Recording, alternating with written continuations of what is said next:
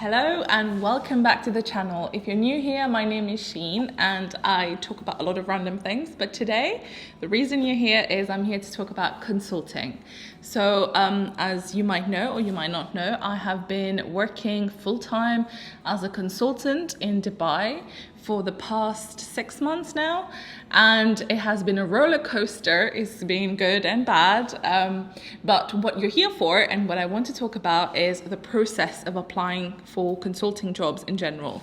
So I keep getting all types of questions about how is the application process, how does it differ, how does it apply to a different country, given that I am from Mauritius, but I was studying in the UK and I am now working in Dubai. So I thought that I would start a whole new series where we will go through the different steps of how to apply to consulting. So during this series, I will walk you through all the different steps right from the beginning of how I did it and how it applies generally to most consulting companies in most countries. So hopefully that will be helpful.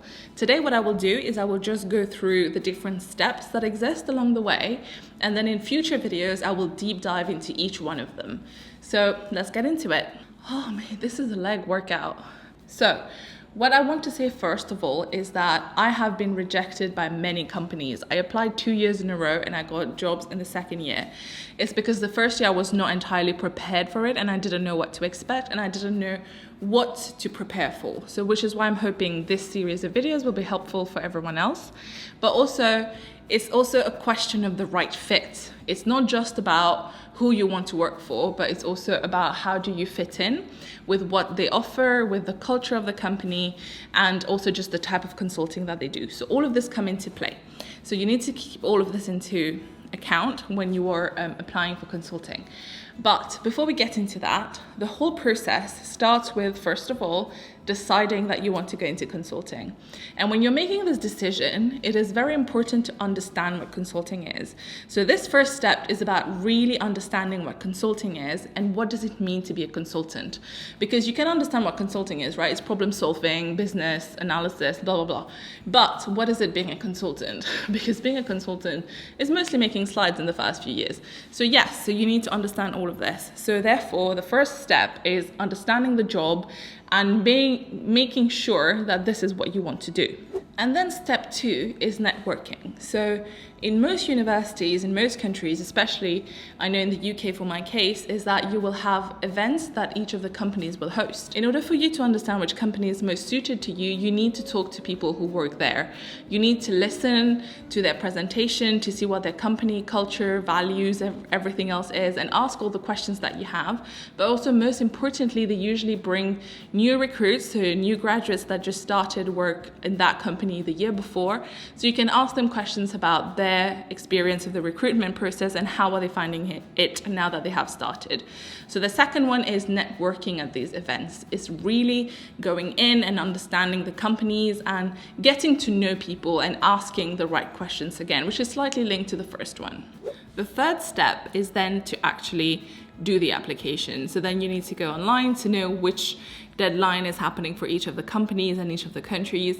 And then you fill in, either they will have a form for you to fill in, or they will ask you to email your CV and cover letter. They can vary a little bit in terms of the formatting, but the essence is the same. They will want to know why you want to work with them and what skills you're bringing. And these two things are usually shown in a cover letter and a CV. And then step 4 is once you have sent in your application, they will review it. And the first screening is the CV or cover letter screening. And if you make it through that level, then most of the time you are sent a test to do. Sometimes you're sent the test even before the screening of the CV or the cover letter, but they will tell you, right, whether you have been selected or if this is just part of the first stage of application. And then the test can take many forms. It can be maths tests, it can be just brain exercises, it can be a game. So it can really take any kind of form, but you need to know this based on your research that you've already done in step 1 and 2 on what to expect from that specific company. Step 5 is once they've reviewed your application, they reviewed the test, they will decide whether they want to invite you to the first stage of interview. Again, this can take different formats. Some companies like to have a phone interview where they just discuss your CV and ask you some questions about your experiences and why you want to join the company and consulting in general. Some interviews take the form of automated online interviews where you ask a question and you have to film yourself answering that question. But most of them, in my experiences, have just been an in-person interview. Obviously now COVID allowing, it might be on Zoom, but it's an in-person interview with one other person, so one interviewer, where you sit down and you ask questions about the CV for some of that interview, and some of it is a simple case study. And again, now it really differs, right? You have MBB, which are the big three, and then you have all the other companies, and then you have the boutique companies. So it really differs on their approach. But the gist of it is that they will ask you questions about yourself and your interest in the company, your experience, your interest in consulting, why are you a good fit? All of this is CV-based questions. And then you might have a case study, and the case study can take very, very different forms. And this brings us to the next step, and here is the case study prep. So every company that is recruiting for consulting will test your case study skills. So all of them, because case studies are a very good way of assessing your problem solving skills, your thinking skills. They want to know that you can think and be very creative, but how can you then organize these in a very structured framework, and how can you then come up with recommendation and problem solve, etc. They also test your mental maths, they test your communication skill. So it's a very good way of them to assess whether you will be a good consultant or not. And most of the time you're also given some piece of data to analyze, to look at a graph or look at some data, a number.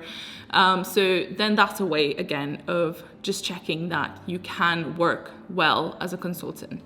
So that's the final step. Usually it will involve different kind of case studies. As I said, some of them can be presentation based, where you're just given a problem and given some time to prep on your own, and then you have to present it to a panel.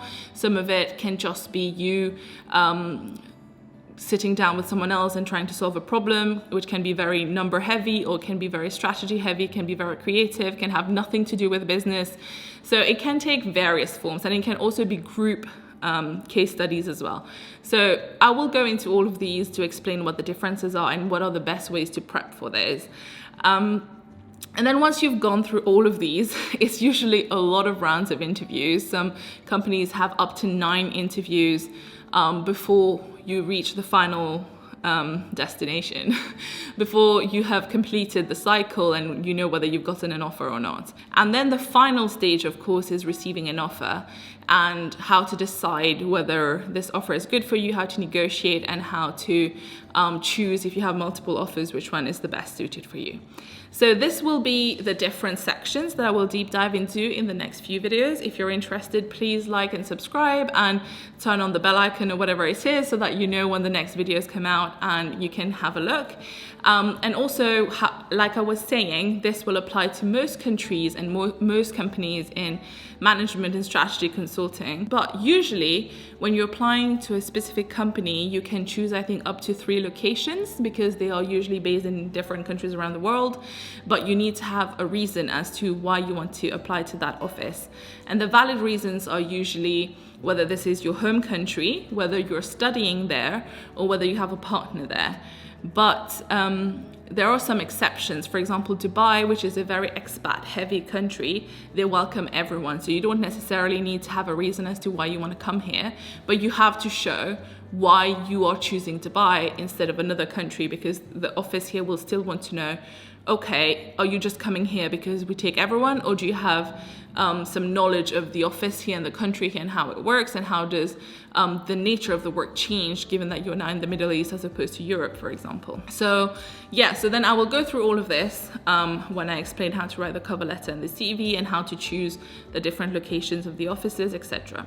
If you have any specific questions, please leave them in the comment section, so when I plan out the next few videos, I know exactly what to address. And hopefully even in the next few videos I will try to respond as much as possible to the comment section. So let me know, and I hope you'll tune in, and I hope this is helpful. Thank you, and see you soon. Bye.